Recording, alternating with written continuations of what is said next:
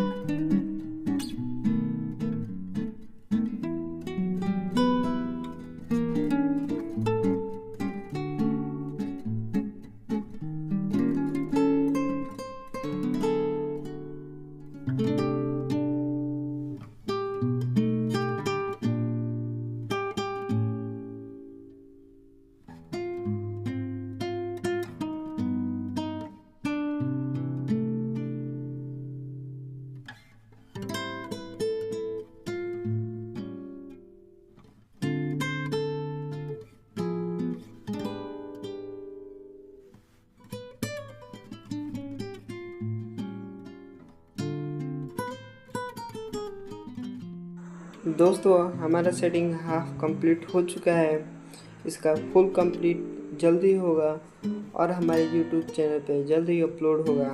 तो चलिए दोस्तों, हम मिलते हैं नेक्स्ट वीडियो में, तब तक के लिए बाय बाय।